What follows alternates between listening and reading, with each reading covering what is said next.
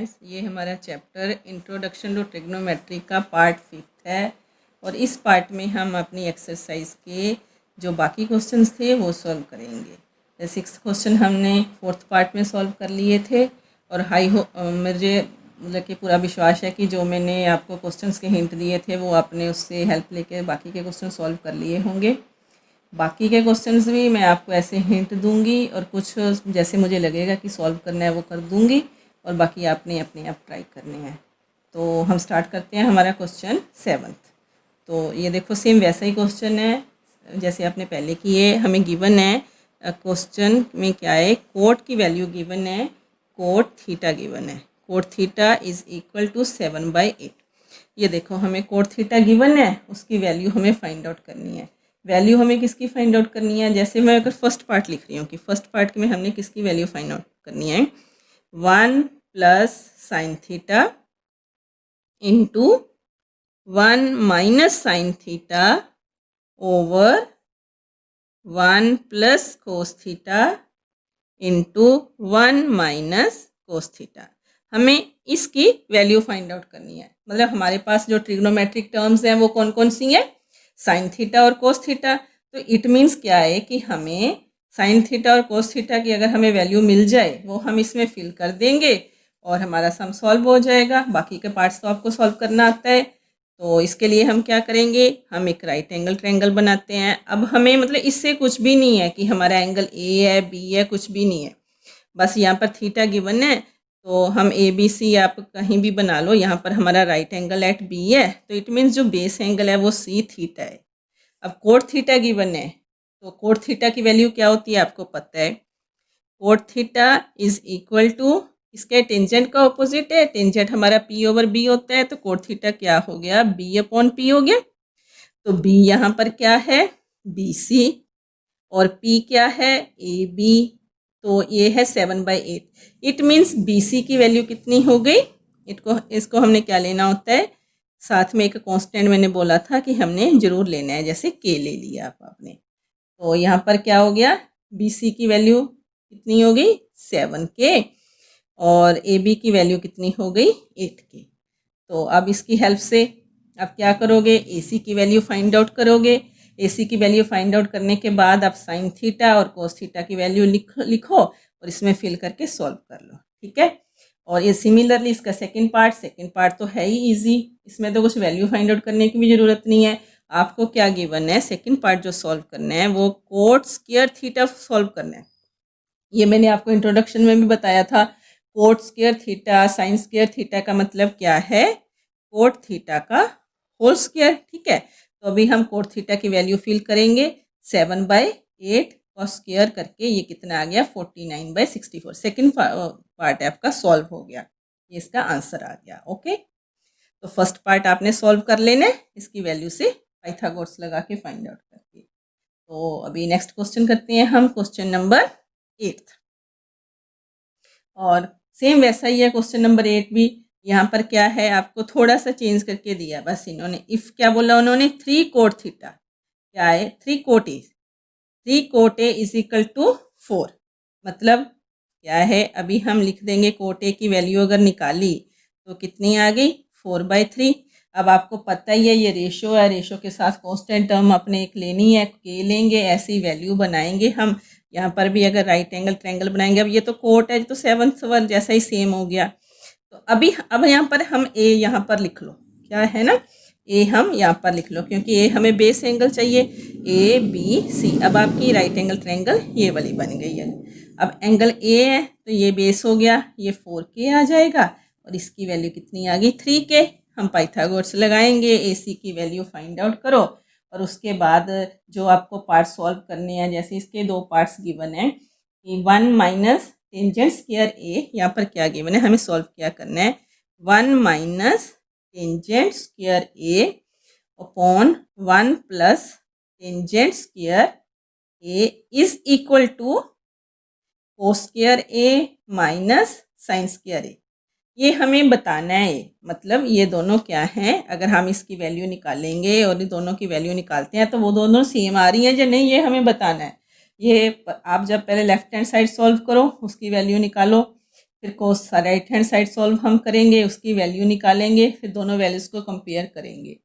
अगर दोनों सेम है तो हम यस लिख देंगे, अदरवाइज नो। ठीक है, चलो अगर कहो तो हम ये सोल्व कर लेते हैं ये वाला सम। तो बाय पाइथागोरस अगर हम लगा रहे हैं in triangle A B C, तो क्या होगा, A C square is equal to A B square plus B C square. ठीक है, तो अगर हम ए सी की वैल्यू अब निकाल रहे हैं, ए सी की वैल्यू आ गई 4k स्क्वायर, ठीक है ना, plus 3k square, 16k square plus 9k square 25 square यानी कि 5k। ए सी की वैल्यू कितनी आ गई, 5k आ गई।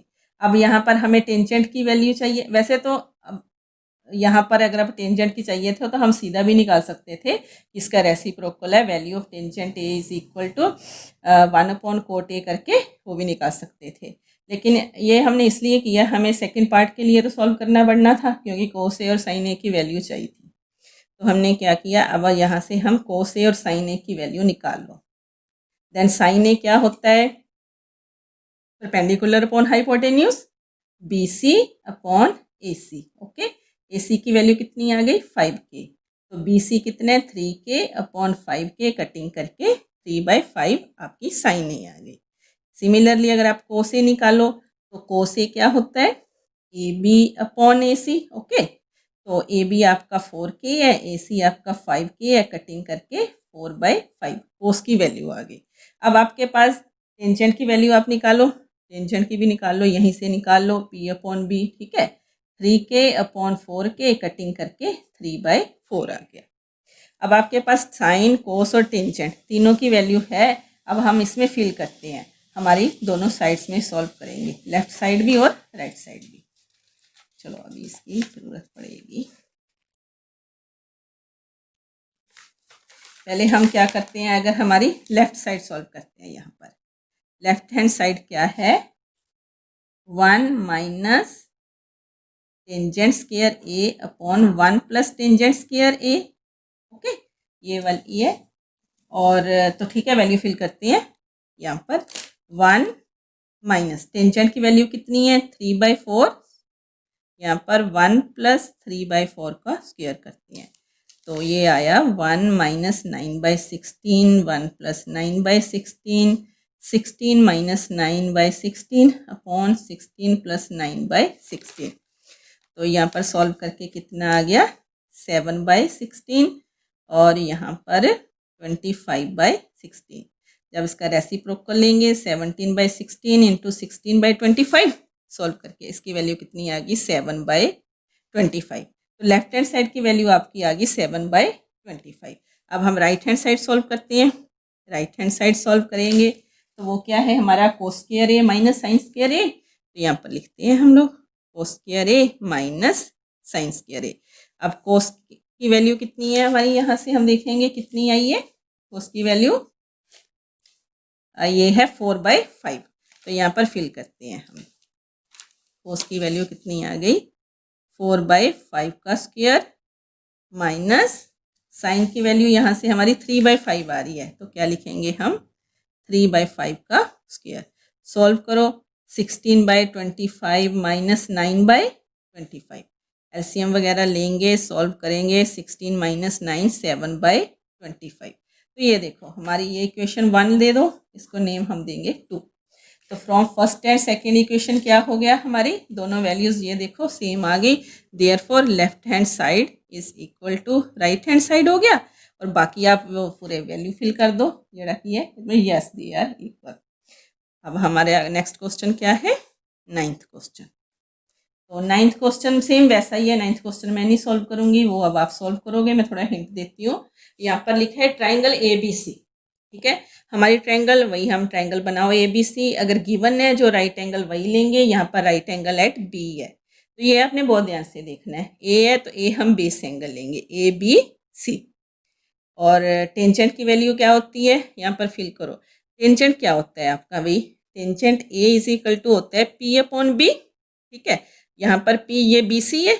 ओके, अब तो आपको पता चल गया होगा सारा कि कौन सा परपेंडिकुलर है कौन सा बेस है। तो BC अपॉन AB, यहाँ पर क्या वैल्यू है 1/√3। तो ये हमें अब ये भी पता चल गया K लेना है। देन BC की वैल्यू कितनी होगी 1K, ओके, और AB की वैल्यू कितनी होगी √3K। अब यहाँ पर आप पाइथागोरस लगाओ, ठीक है, पाइथागोरस लगाओगे, यहाँ से हम फिर साइन कोस की वैल्यू निकालो और यह फर्स्ट और सेकंड पार्ट में फिल कर दो। तो ये आपका क्वेश्चन 9th भी हो गया।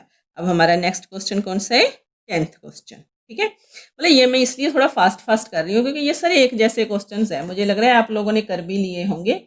वैसे तो चलो आप ऐसे करना, टैली करना भी सेम है, जैसे मैंने एक बताया आपको वैसे ही है ना, ये वाले क्वेश्चंस भी किए। तो अभी 10th क्वेश्चन कर रहे हैं हम लोग। 10th क्वेश्चन में थोड़ा सॉल्व कर दूंगी, वैसे तो हमने एग्जाम्पल की है, सेम वैसा ही है थोड़ा सा, चलो फिर भी हम करते हैं। हमारी ट्रायंगल का नाम है PQR, right angle at Q। पहले हम वही ट्रायंगल बनाएंगे, ट्रायंगल का नाम PQR। हमारा जो हमें एंगल्स P चाहिए ना, तो हम P एंगल बेस एंगल बनाएंगे, ओके। तो बेस एंगल हमारे P और राइट एंगल्ड एट QR, तो हमारा ये बन गया PQR हो गया। अब हमें जो गिवन है हम वो लिखते हैं। एक तो हमें इनकी इक्वेशन गिवन है, जैसे वो क्या है PR plus QR, okay, PR plus QR given है 25 सेंटीमीटर, ओके। PQ गिवन है एक वैल्यू, हमें PQ की वैल्यू कितनी है 5 सेंटीमीटर। हमें फाइंड आउट की करना है, determine the values of sine P, okay, cos P and tangent P। हमें इनकी वैल्यूज फाइंड आउट करनी है। अब हमारे पास PQ गिवन है, PQ कितना गिवन है 5 सेंटीमीटर, और एक हमें इक्वेशन गिवन है PR प्लस QR। यहाँ से हमें कुछ भी नहीं गिवन, एग्जाम्पल याद आ गई होगी, ऐसी की थी हमने। तो ठीक है, हम लोग यहाँ पर पहले पाइथागोरस लगाते हैं। बाय पाइथागोरस क्या होगा, PR square is equal to RQ square plus PQ square आ गया। अगर PQ की वैल्यू है, RQ की नहीं है, तो RQ की हम यहाँ से फाइंड आउट कर लो, ओके। यहाँ से अगर आप RQ फाइंड आउट कर रहे हो, जब QR एक ही बात है ना, तो ये कितना हो गया 25 माइनस PR हो गया, ठीक है। अब यहाँ ये वाली वैल्यू हम यहाँ पर फिल कर देंगे, और जो भी वैल्यू से फिल कर दो। RQ की वैल्यू कितनी है 25 माइनस PR का होल स्क्वायर प्लस PQ कितने 5 का स्क्वायर। यहाँ पर सॉल्व करते हैं, तो 25 का स्क्वायर जब हम करेंगे 625 plus PR square minus 50 PR plus 25, ठीक है। इसको अगर आप सॉल्व करोगे तो कितना आ गया, ये PR स्क्वायर माइनस 50 PR, ठीक है, प्लस कितना आ गया 650, ओके। ये PR स्क्वायर आपके पास है, ओके, इधर भी चल रहा है ये सारा आपका, जैसे हमने वो सॉल्व किया था। तो PR स्क्वायर कटिंग हो जाएगा, यहाँ से अपना कितना आया, ये 50 PR इज इक्वल टू 650। इसको हम आगे कंटिन्यू करते हैं, यहाँ से थोड़ा आगे इधर पेज पे कर लेते हैं। तो PR इज इक्वल टू कितना हो गया 650 अपॉन 50, कटिंग कर लो, तो ये देखो कितना कटिंग हो गया 130। तो PR की वैल्यू कितनी आ गई आपकी 13 आ गई।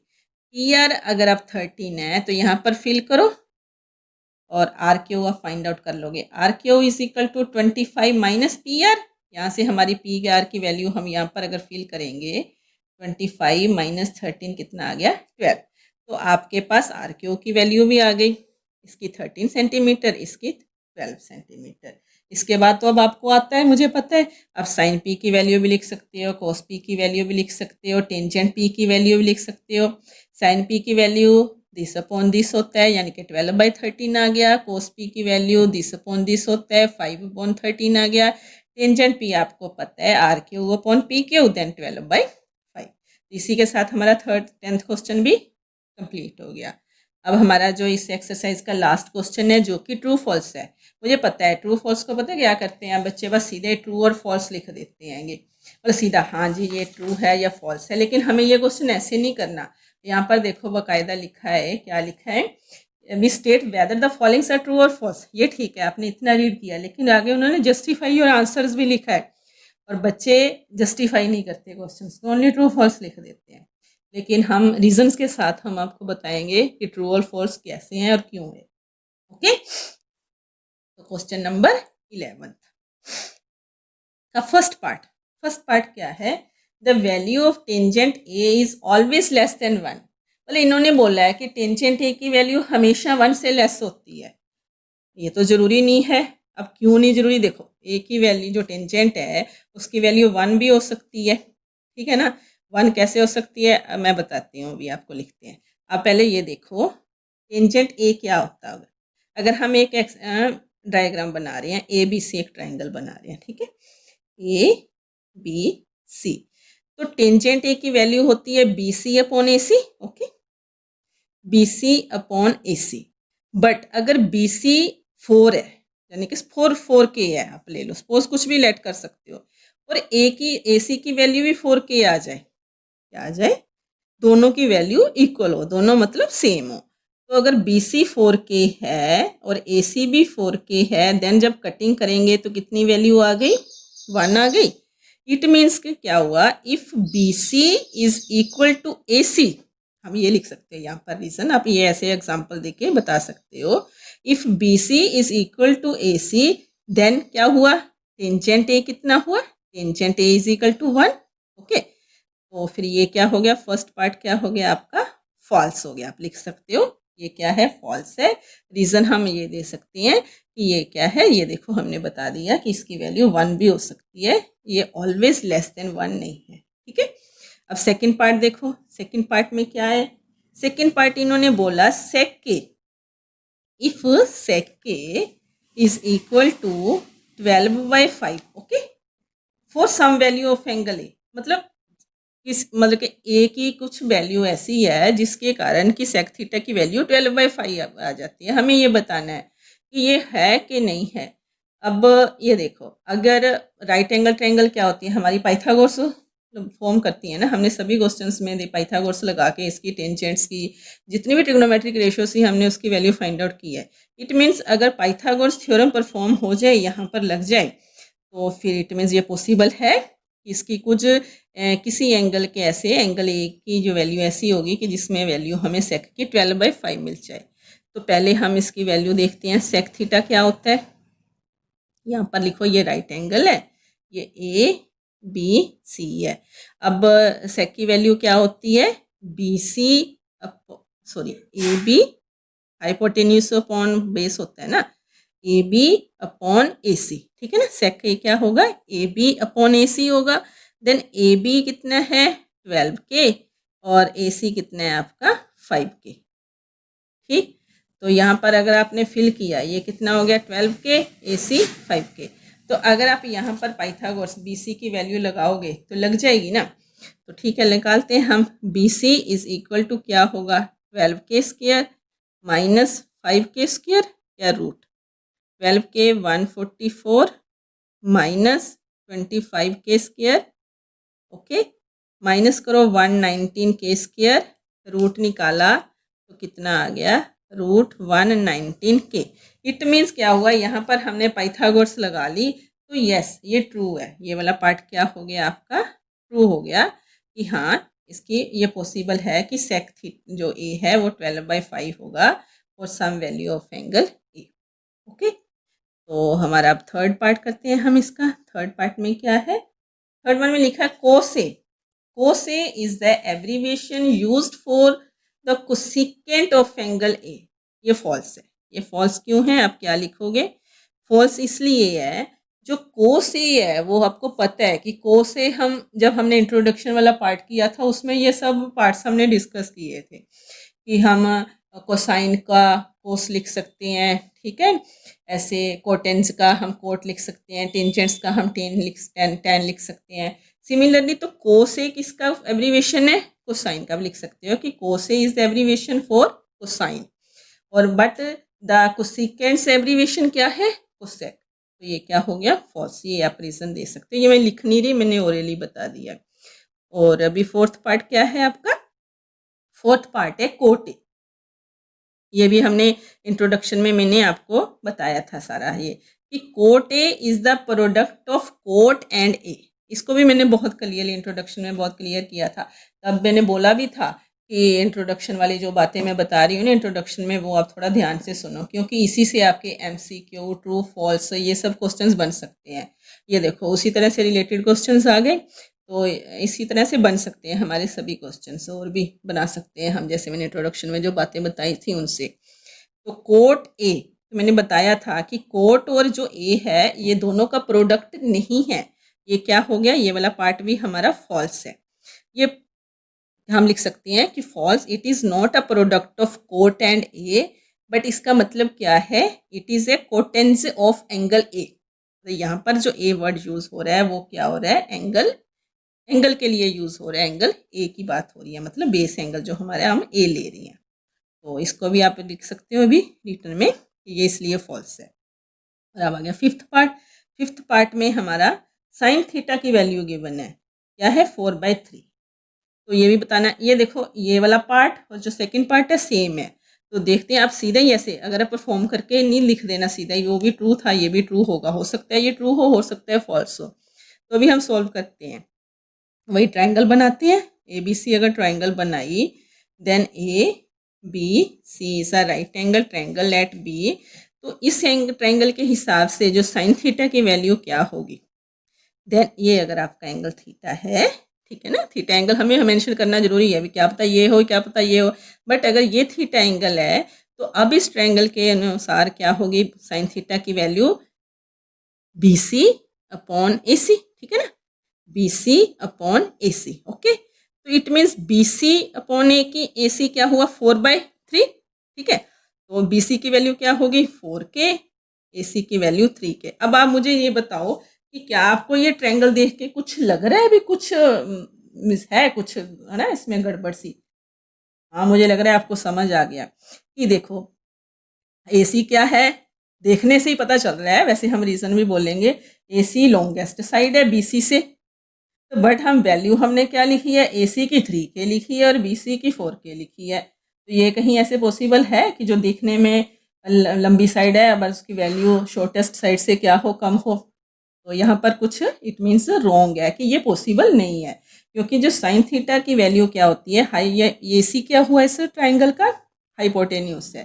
तो हाइपोटेन्यूस इज द क्या होती है, लॉन्गेस्ट साइड ऑफ। अब हम जो लिखेंगे मैथ्स की लैंग्वेज में वो हम ये लिखते हैं कि AC इज अ हाइपोटेन्यूस, ठीक है ना, of triangle ABC, but value of hypotenuse क्या है in triangle ABC is less than BC, which is not possible because the value of hypotenuse is the greater than all sides होता है।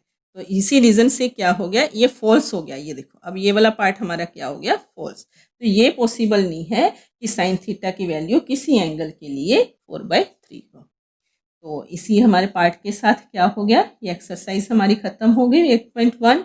अब ये आपको रीजंस जरूर करने हैं इसके, ठीक है।